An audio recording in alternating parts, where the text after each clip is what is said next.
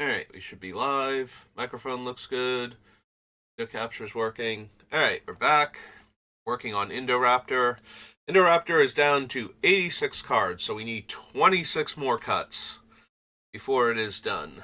Oops, clear those off. Doing a little bookkeeping on my list of keeping track of promo cards. I mostly collect foil promos, like I don't super care about the non-foil ones, but the game day annex entry. For a while, I wasn't sure which game day ones were foil, because they used to all be foil, and then they changed, like, the participation card to a non-foil. So, I would list them and then try and worry about whether they were foil afterwards, so...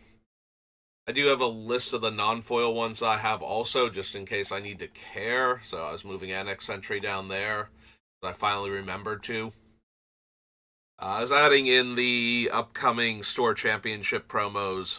I do really like that artwork on Dothy Voidwalker. Like, I kind of want that one. Like, I wanted that one anyway, just for the collection, but I kind of want that one for when I use Dothy Voidwalker for things. Which, you know, it comes up fairly often as a graveyard hate card in a lot of my commander decks, so would like to have at least one of them and figure out which commander deck I like best that runs Dothy Voidwalker and jam it in there, but anyway, that's neither here nor there right now. We are working on Indoraptor, and we have to make 26 cuts, and that is going to be borderline impossible at this point. We are at that point where I love every single card, and we have nothing but essential things, cards that are 100% what the deck is all about, and the really fun, quirky cards that make the deck unique and interesting. And we've got to cut 26 of those, like, combination of those cards. So we got, like, the spells that the deck actually needs to function, you know, removal spells, interaction, ramp and such, card draw, and then we've got the cards that actually do the thing that make Indoraptor kill people, like, you know, deal a ton of damage to our opponents so we can get his power and toughness up there, and then cards that will deal damage to him so that he starts trying to claw their faces off. Or her. I honestly don't know how Jurassic World era dinosaurs work. I'm assuming it's a mix of boys and girls, because they didn't bother, like, making them all girls the first time didn't help, but it's also a lot easier when I'm looking at ones from the other Jurassic Park, like anything set from the first three movies, and it's just like, nope, those are girl raptors, that's a girl T-Rex. I know what pronouns to use here. Indoraptor, I have no idea, because I haven't seen any of the Chris Pratt movies. I honestly don't even know which of the three movies Indoraptor is from. Because if we didn't have the one that's, like, pairs with Chris Pratt, it'd be like, oh, that's probably that one then. But it's like, no. This is probably from one of the other two movies. Probably. Could be from the first one with Chris Pratt. I don't know. Anyway. So, we've got to cut 26 cards off of this list, and I don't think there are 10 cards left I want to cut, let alone twice that many, and then another 60% on top of that afterwards. So, or 30% if we're adding the two together.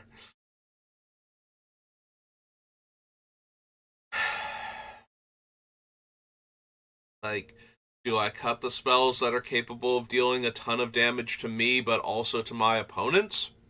So that way we can get Indoraptor huge by casting a single spell?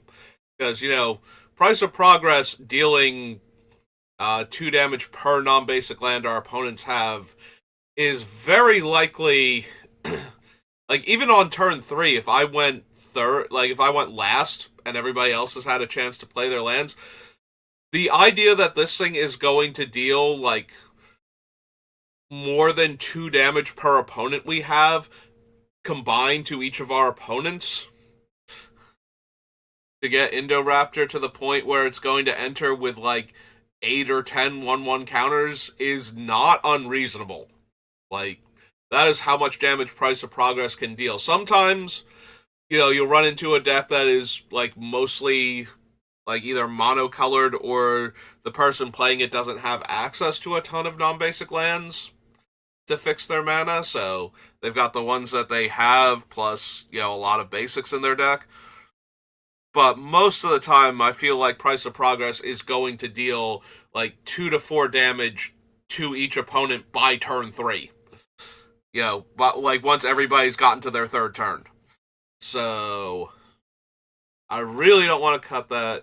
Acidic Soil is way worse, but also still consistent enough. At that point, it's just 3 damage per opponent. So there's that, but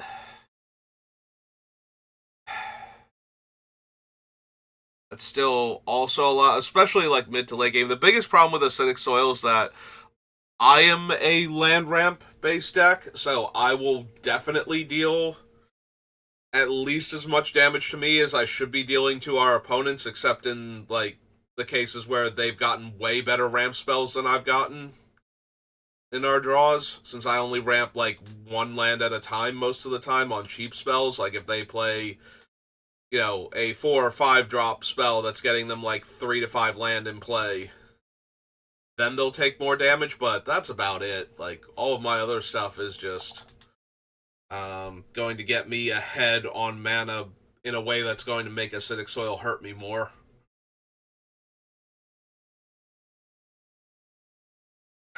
I could see dropping Grim Monolith. I do like having a couple of like explosive artifact mana sources, so that way we can get. I want to be able to cast the burn spell or the haste creature and Indoraptor in the same turn.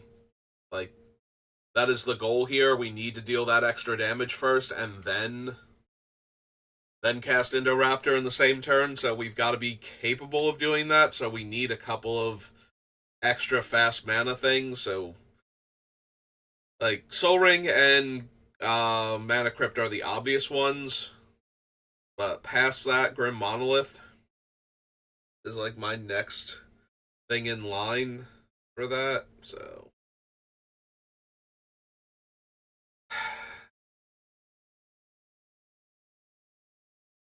yeah, I gotta figure out something I can take out.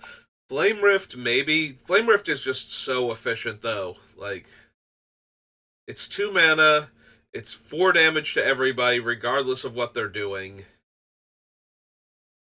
And that's good enough for this deck. Like, I think I cut Flame Rift before Price of Progress, but I could see leaving Flame Rift in over Acidic Soil, even though the Acidic Soil is more likely to do more damage in most games. Being 1 mana more efficient and letting us cast a large Indoraptor in the early game where Acidic Soil is likely to deal 4 to 5 damage in the same turn that I cast Indoraptor is probably, like, it allows for more consistency. I only need to get to 5 mana instead of 6 to do Acidic Soil and Indoraptor in the same turn. So I think I like Flame Rift a little more for that. And because of that, I like Price of Progress even more than either of those. So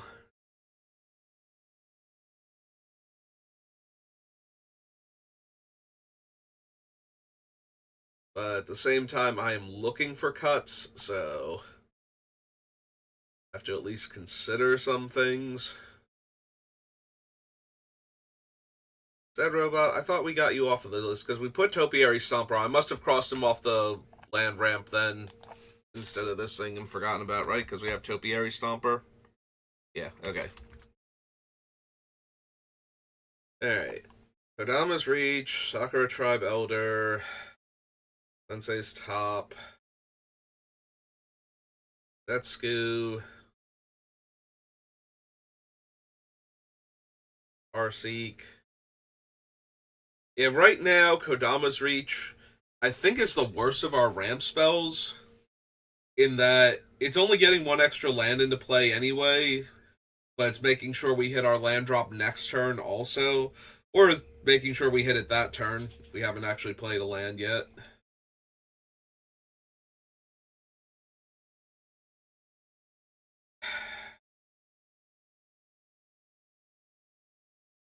still only okay.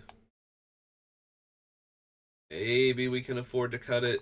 The problem is I don't want to go too low on ramp spells because I want to make sure we can cast Indoraptor and the other thing in the same turn.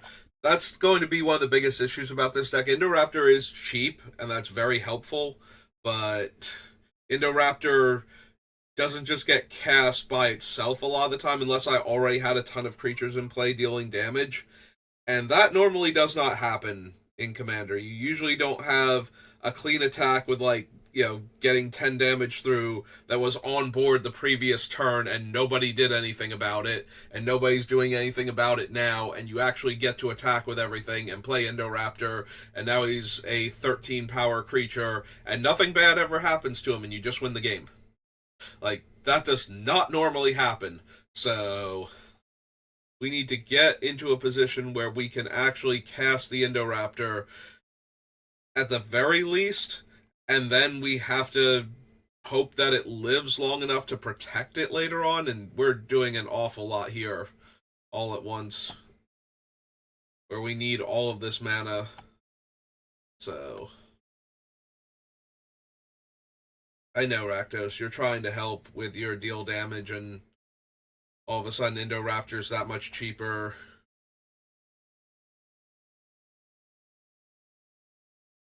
And it goes.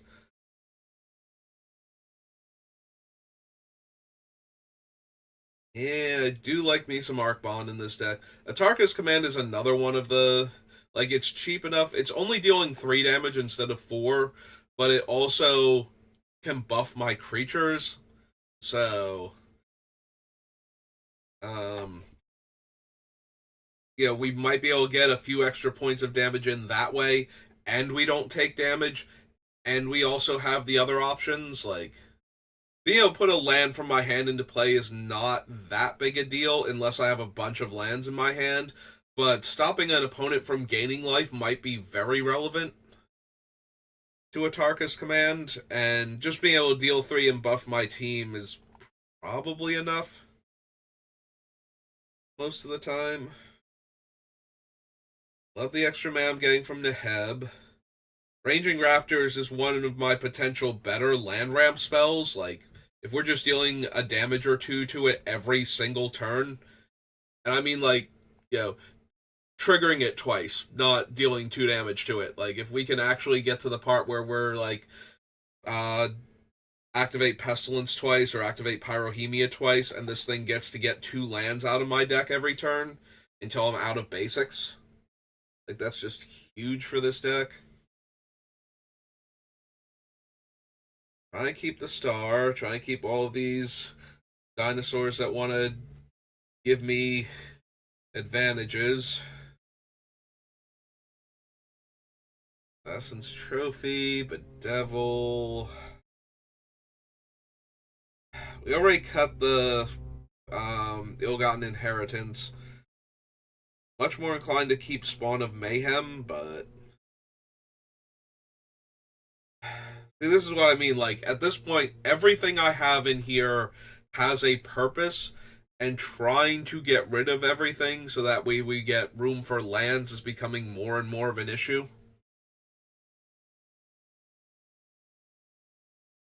Like, do I get rid of Tectonic Giant? I don't want to. Dealing 6 to 9 extra points of damage just for turning it sideways is kind of the ideal for this deck. Like, very low mana investment for a very high total damage dealt to opponents.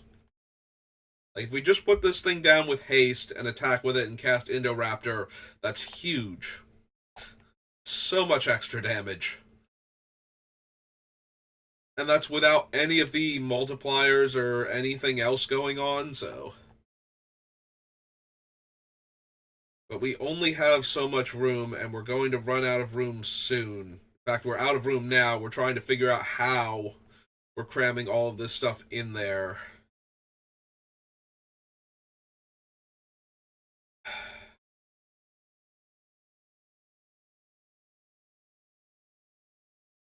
Do we cut some of the power doublers?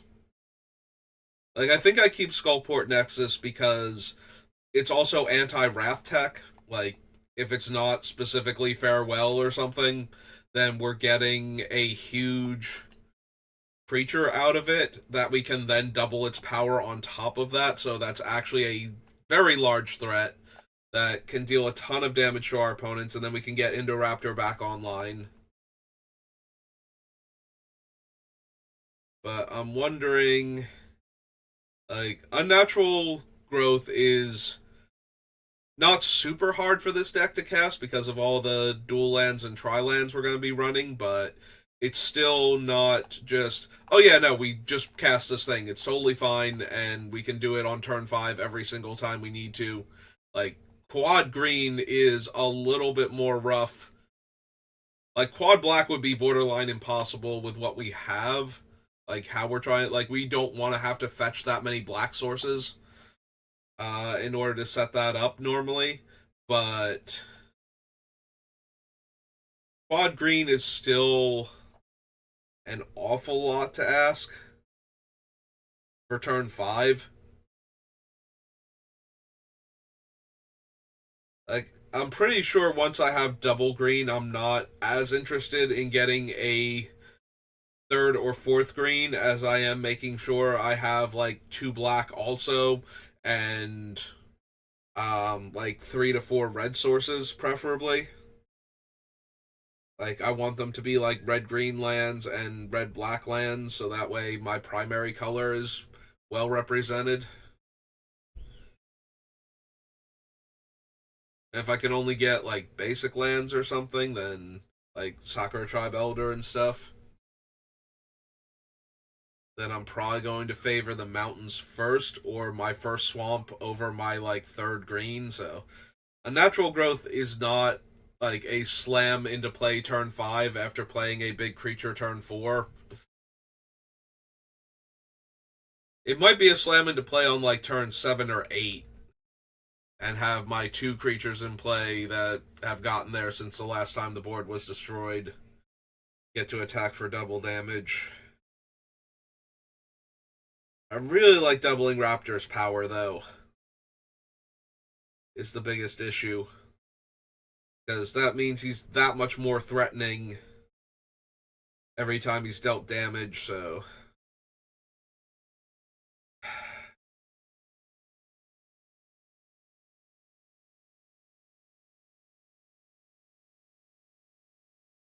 So the biggest thing is the damage triplers make my things that deal damage to my own creatures and me more painful, but they also make for a much larger Indoraptor with way less things to work with.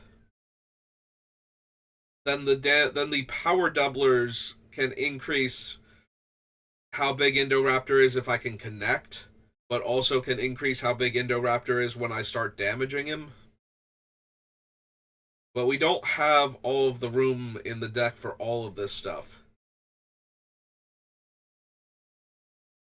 Like, we have all the enraged stuff, we have all of the damage multipliers, and we have all of the power multipliers, and I feel like if we could cut one of those, that would cut out, like, 4 or 5 cards from the deck potentially. But the problem is that even if I cut some of them, I don't want to cut all of them.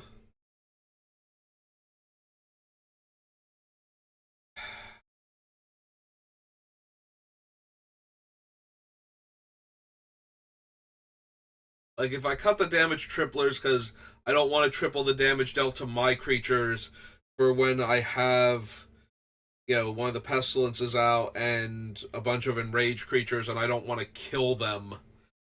And I can't, so I can, because at that point, it's better for me to deal a single point of damage to them than it is for me to deal 3 points of damage to our opponents per activation, usually. Because we're getting a lot more value out of activating them of being able to do multiple activations and deal multiple instances of damage to them. Like, Polyraptor's fine because I'll just get replacement Polyraptors faster than I'm losing them, or as fast as I'm losing them. So, that's fine, but Like, Ranging Raptor immediately dies. Silverclad Ferocidon can only take one hit. Ripjaw can only take one hit. The raptors that trigger when my dinosaurs take damage can only take one hit.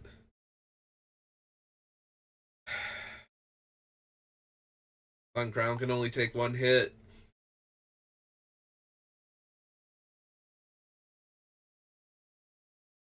But when I connect with the creatures attacking, triple damage is just so many extra counters on Indoraptor. Like, with a damage tripler, I need like one creature to connect. Like, if Polyraptor connects, I get 15 counters on Indoraptor. It's an 18 power creature. That's almost half their life total every time damage gets dealt to this thing.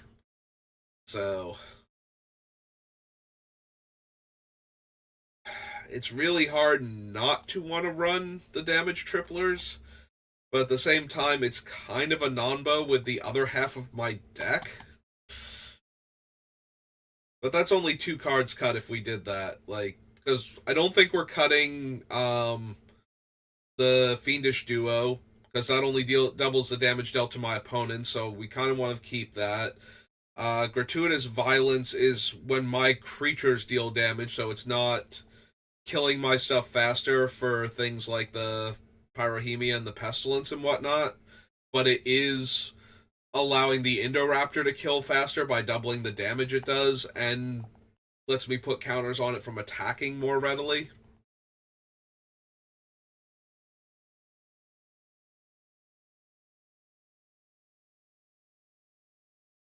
Yeah, I'm wondering if I don't actually want City on Fire or um, Fire Emancipation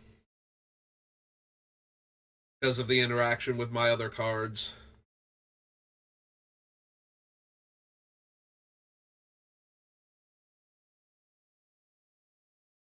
If I get rid of those, do I need both Mithril Coat and Darksteel Plate? I think I still do, because I want to have one of them in play at least,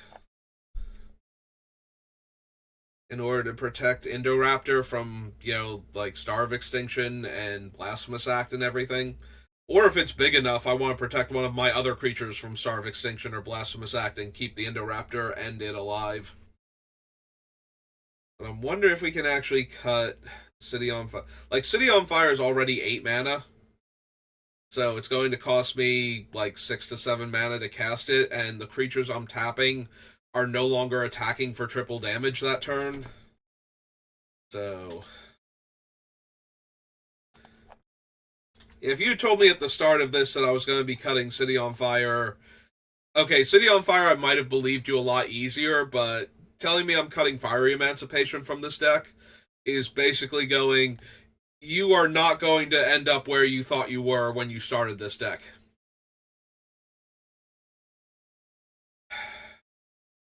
The biggest loss for these is the creatures that, when they're dealt damage, deal damage. Because dealing triple damage to those and having them triple that triple damage, getting 9 times damage against the thing that they're hitting, is just an insane number. Like, that kills players that have gained less than infinite life, but still a statistically significant amount.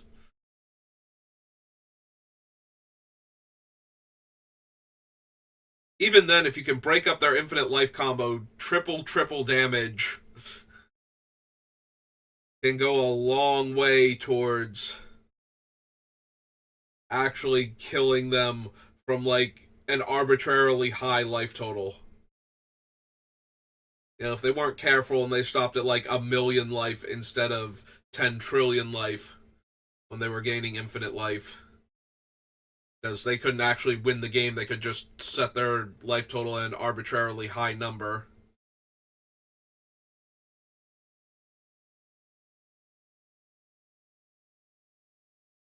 Also, Indoraptor can still one-shot most people. Yeah, I guess that's true. Indoraptor, as a large menace creature and a commander, might just be able to deal 21 commander damage to those players anyway, so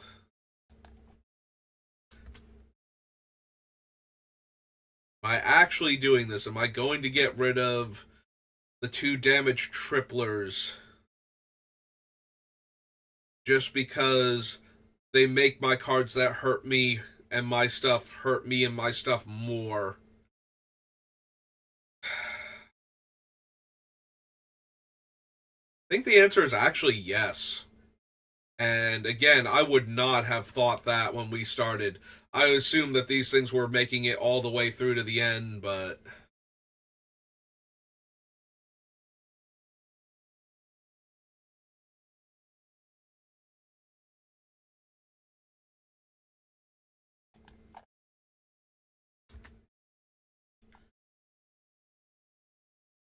oh, Raptors can take. Oh no, it can still only take 1. I was thinking it had 4 toughness, but it has 5 toughness, but that doesn't change the math. Yeah.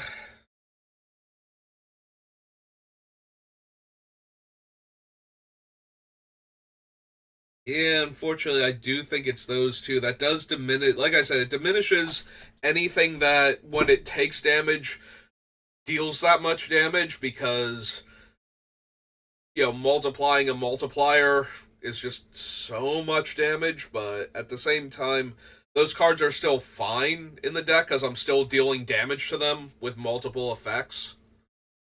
So, and there are still cards that I'm running that will increase the damage.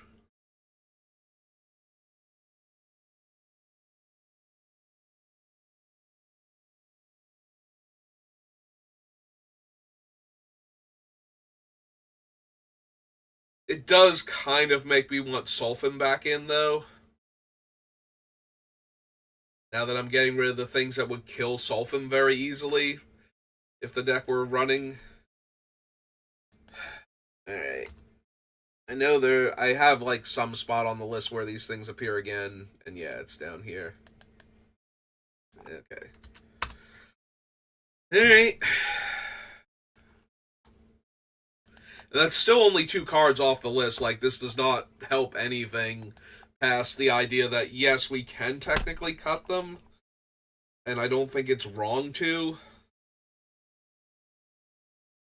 I think City on Fire is a pretty easy cut at this point, but losing Fiery Emancipation still feels unpleasant. I think it helps that I need my creatures to live, and Fiery Emancipation kills almost all of my creatures that I need to have live. So,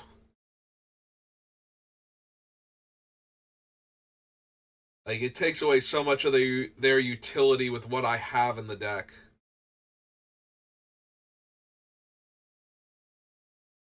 But yeah, that one hurts. Like, that hurts almost as much as Goblin Sharpshooter going when I have so many ways that would just turn that into I win the game. But I also have so many ways that I would just arbitrarily kill it in the process of trying to do other things that it's just like I can't keep it and the other cards. One of the 2 subsets has to go, and I chose to get rid of the subset that runs Goblin Sharpshooter, and I'm sad. I'll miss him.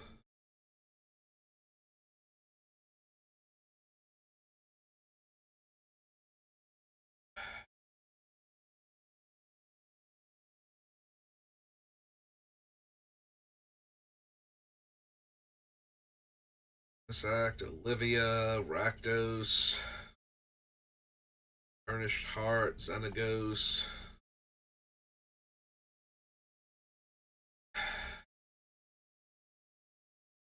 Alright, I still have a Tarkus Command, Flame Rift, Acidic Soil, Price of Progress. Am I cutting any of them? Do I cut all of them? Do I just cut, like, the burn spells that only burn players? And just accept the fact that those aren't in the deck anymore and I have to use the other things in the deck at my disposal to deal damage to my opponents? Because if we cut those, a lot of the damage is now coming from creatures attacking, period. Like the creatures dealing damage with effects require mana most of the time, so pumping more mana into them to deal more damage is taking away mana to cast Indoraptor in the same turn that I've dealt damage, so...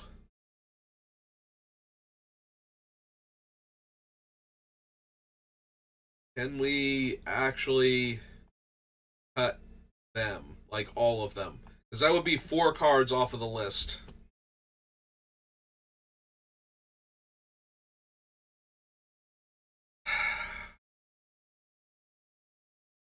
If I don't cut all 4, which ones am I cutting? As I don't think I need all of them, if I'm being honest, but I'm wondering if I need any of them. Like, when I saw Indoraptor, one of the first things that came to mind for building a deck around him was Flame Rift. Like, 2 mana, deal 4 damage to each of my opponents at the cost of 4 damage to me, and, that's 8 to 12 counters on Indoraptor for 2 mana.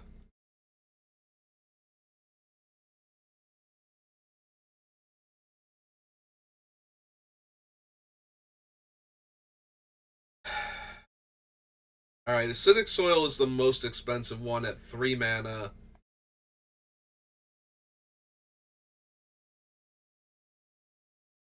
It has the highest damage potential, but I don't think...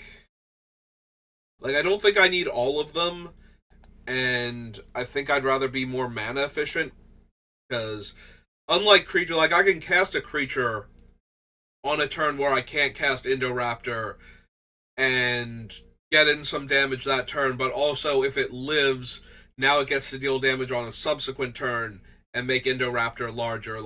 That's still a possibility. I cannot cast these things in a turn where I can't cast Indoraptor unless I'm just worried about dealing damage to our opponents. So, if their primary purpose is to get counters on Indoraptor, to set up a big damage turn so that Indoraptor comes in with counters, then they have to be castable in the same turn as Indoraptor, so mana is actually relevant. So the most expensive one, even if it deals more damage consistently, is probably worse than the ones that deal a lot of damage anyway, and are cheaper. So, I think we're safe to cut Acidic Soil. We could also cut Flame Rift, it's dealing 1 more point per player than Atarka's Command at the cost of dealing me 4, but Atarka's Command has more options on it, and it doesn't damage me, and it still only costs 2 mana.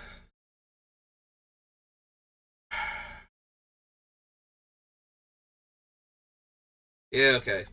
I can cut Flame Rift also, I think.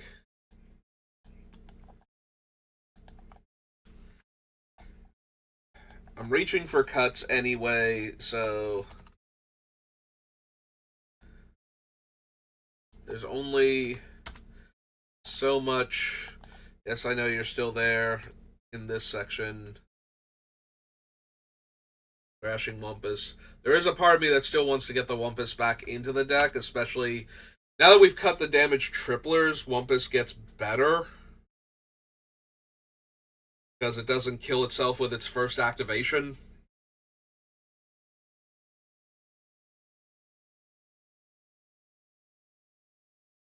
But first I gotta figure out what else is coming out of the deck, then we can try and figure out if we want to find room for the Wumpus to get back in it. 82. 22 cards still to cut.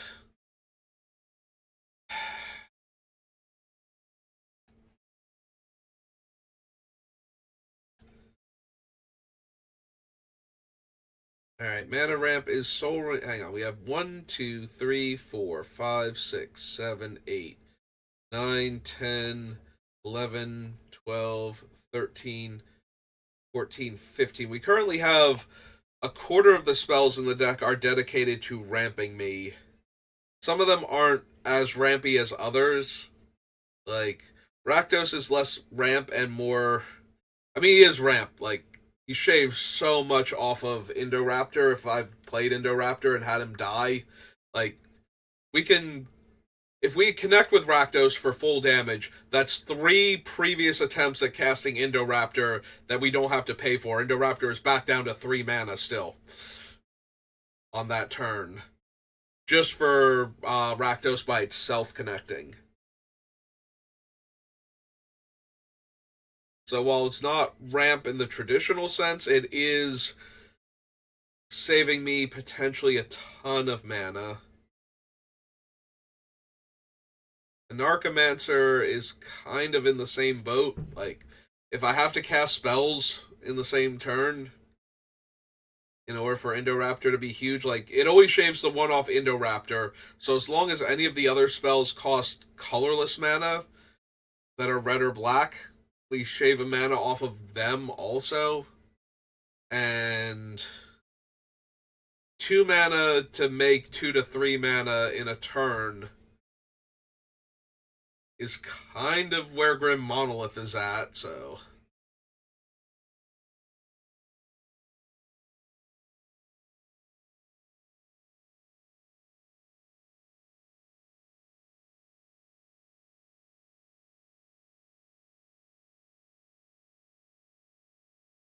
Do I cut the Kodama's Reach because it's the most expensive one that's only getting 1 land into play?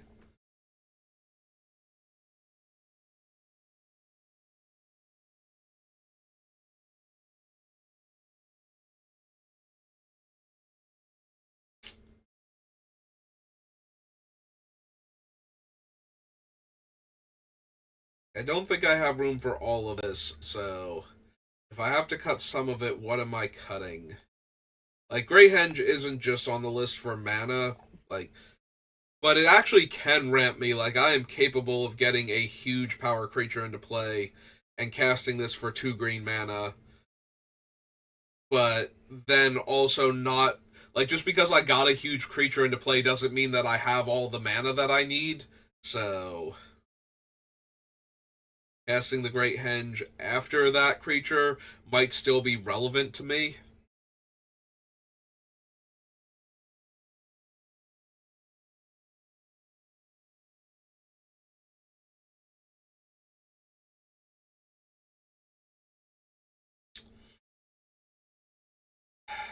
I need to make cuts.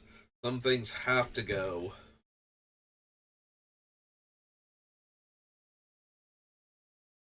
Without the damage triplers, is Ravenous T-Rex too weak now? I have a couple of damage doublers still, but on, like, so we have Gratuitous Violence, which would double the T-Rex's damage to the creature and therefore increase, and then excess damage is dealt to that creature's controller, so actually, what's the exact wording on Ravenous T-Rex?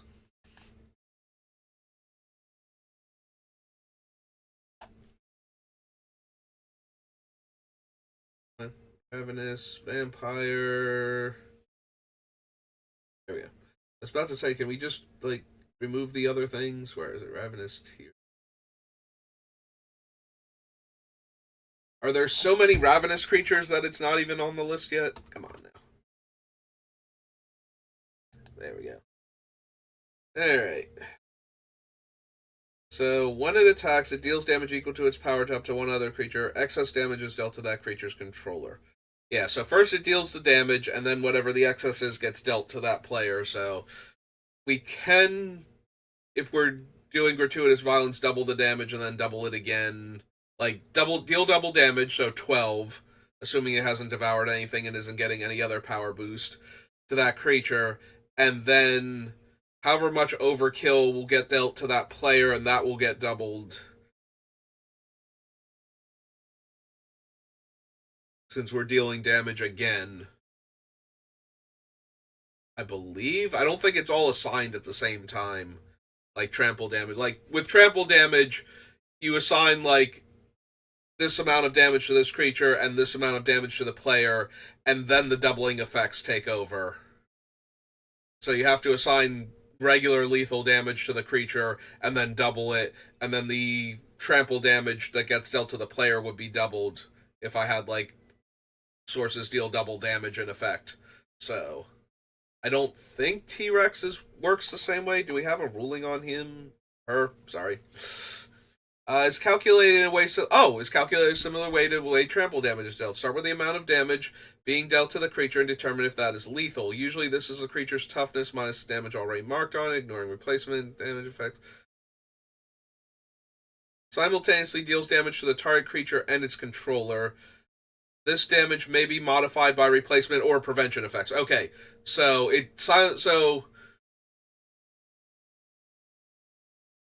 huh. So it would assign the 6. So if the 6 isn't excess damage, yeah, it works like trample. So the modifier happens afterwards. So first we have to figure out how much would be lethal damage. So it's not dealing 12 damage to the creature and then the excess is being dealt. It's dealing 6 damage to the creature and then the excess is dealt to the player, and then you double both of those numbers for something like gratuitous violence. So we can't double the lethal damage and then double the overflow damage after that. They're not two separate damage sources. It does work exactly like trample. Okay. So that does diminish Ravenous T-Rex a bit. We still have all the damage, like the power doublers, which would allow Ravenous T-Rex to deal a ton of damage. But that is a bit less impressive.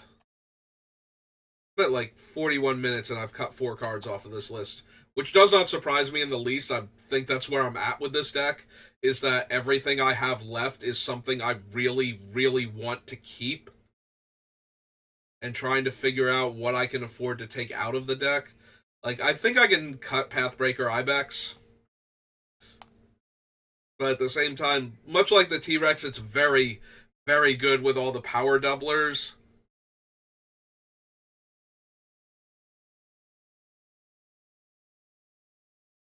Since that would double the bonus that it gives.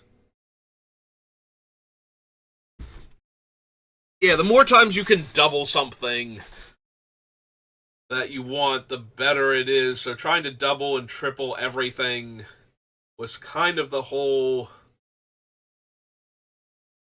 mentality of the deck. Unfortunately, sometimes I was tripling things I didn't want to, so the triplers had to go, but the remaining doublers are all very potent with what I'm already trying to pull off.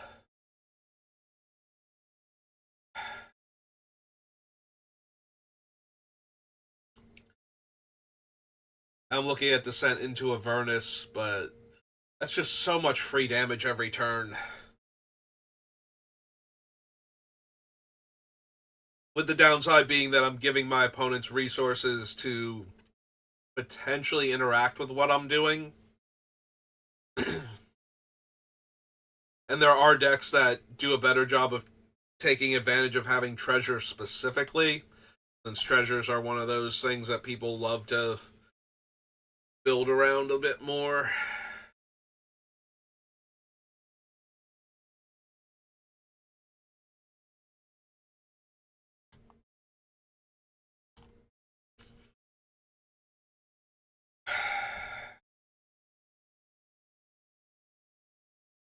Honestly, I should probably lose Vorinclex. I was hoping to get a lot closer to 60 cards before we got to this point, but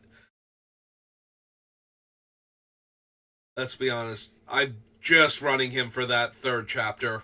Like, that is the thing that makes me smile when I think about it, but that is so many hoops to jump through, and I'm just going to be disappointed most of the time. Vorinclex is going to die before I ever get to the 3rd chapter, while the Indoraptor is still in play and huge, and there are enough creatures for me to just melee to death.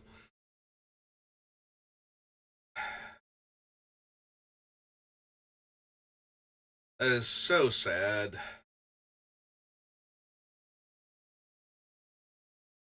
But accurate.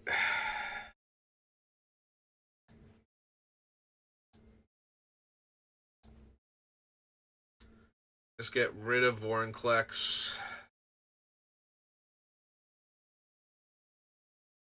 Speaking of things that just melee everything to death. Oh, go away, Norton. Shut up. I'm in the middle of something. Stop bombarding me with advertisements for, like, add-ons to your thing.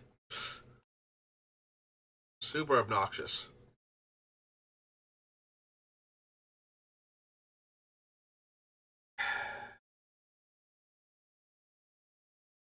Yeah, it's gotten way more aggressive lately from them. Like, it's super annoying.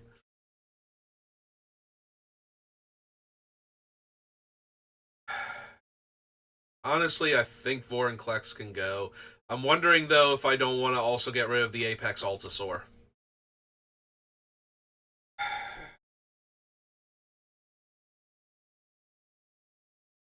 It's a 9-mana 10/10, and it's enrages to fight a creature, and it can do that on ETB also.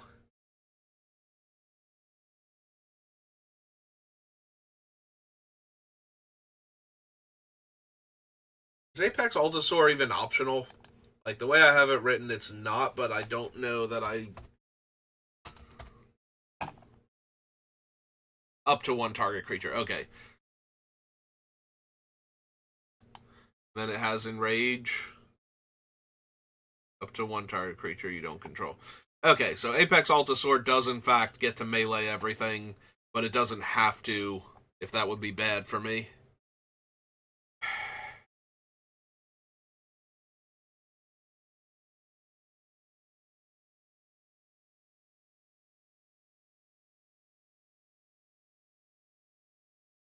I cut all of the other fight cards. I'm wondering if I just cut these two fight cards also. Like, I have enough other ways to deal damage to my enraged creatures on the list. And the 9 mana that this costs to cast is actually kind of an issue for me. Not gonna lie.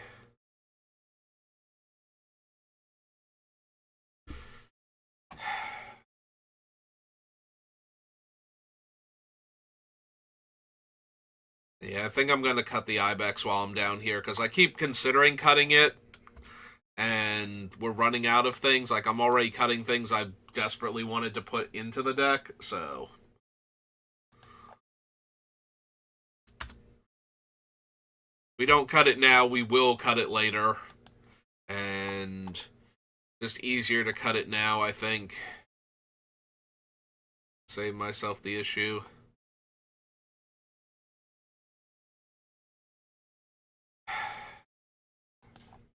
Thinking of things I keep thinking about cutting and then not. I think it's time to make that one go also.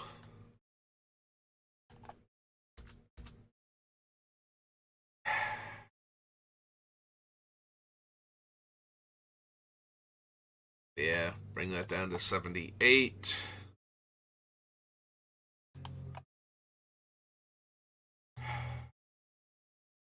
Not cutting any of those. Not cutting that.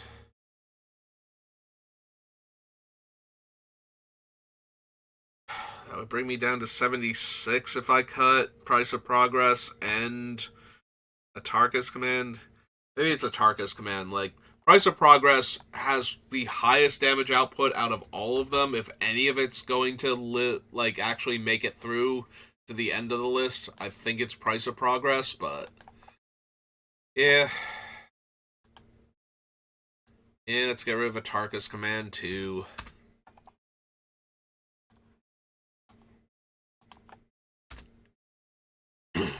I'm not going to be surprised when we cut Price of Progress at this point, but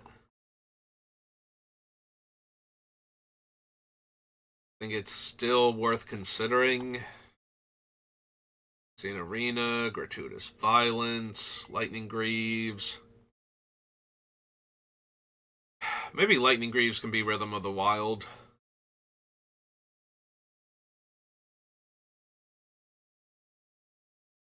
Like, I think I want another way to give my creatures haste.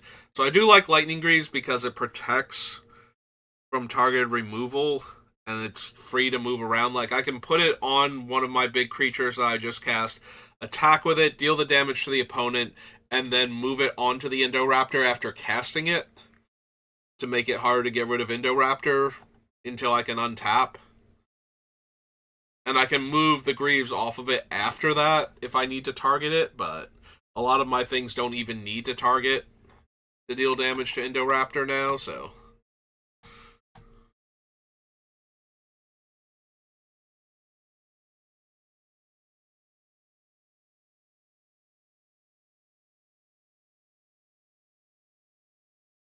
Fish Heart, Xenagos.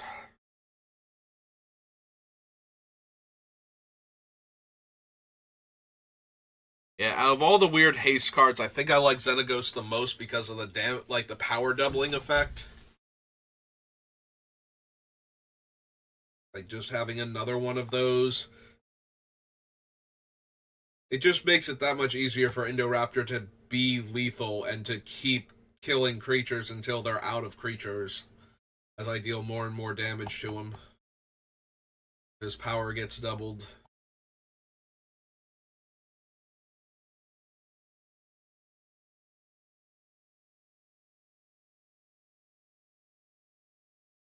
Is Torolf also the same wording then as because I think he's a trigger.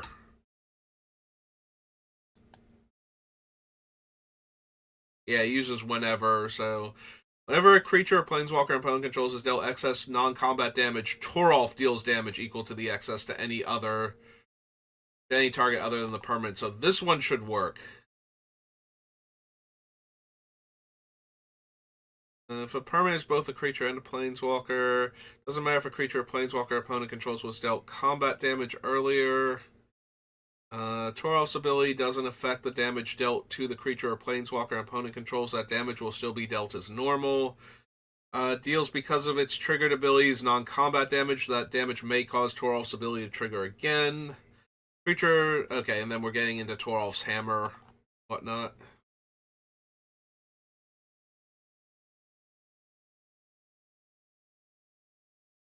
A wall of rulings. Okay. Alright, so Torolf works the way we want him to, where the Ravenous T-Rex does not.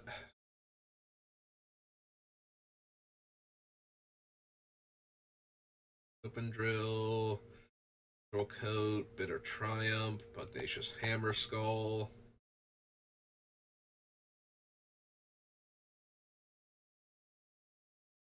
It could be Pugnacious. Like, most of my creatures are dinosaurs. How many dinosaurs do I currently have in the deck? Just out of curiosity, like, how often is it actually a 3-mana 6/6 with no downside?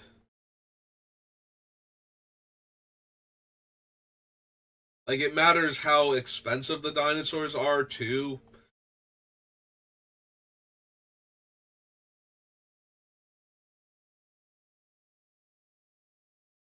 Honestly, the biggest thing is that Pugnacious Hammer Skull makes an easy swap into the Mole God as a replacement. Like, because I do think I want this, like, low casting cost, huge power creature.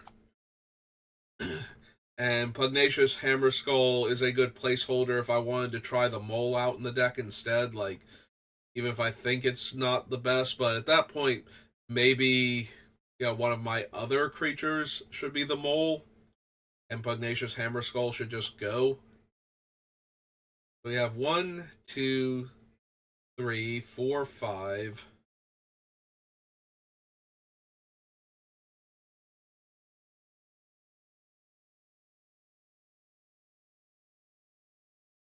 Yeah, it's true. I don't know why I'm counting them like this.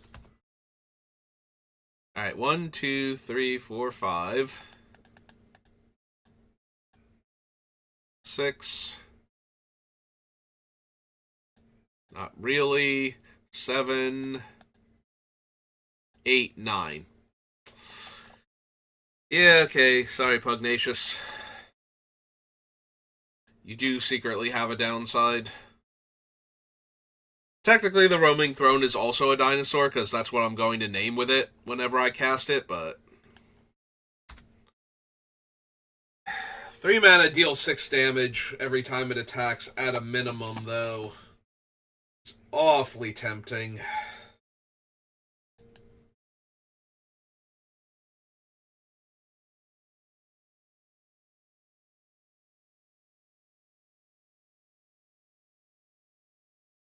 Alright, so it's been a bit slow going. We did manage to make a bunch of cuts, though. We got it down to 76, so we only need 16 more cuts. So, we're making progress. Hopefully tomorrow, because I want to have it done before the pre-release, and I'm going to be gone pre-releasing basically all day Friday, so I don't know, like, maybe in the morning I would have time for a quick stream, but hopefully I'll get the Indoraptor done tomorrow, but that's going to do it for me for right now, so thank you for watching, and I will see you next time. Have a good rest of your day. Also, if I don't see you by then, good luck at the pre-release, or if you're watching this on YouTube, which will be well after the pre-release is over, hope you had fun at it, and yeah, that'll do it for me for now.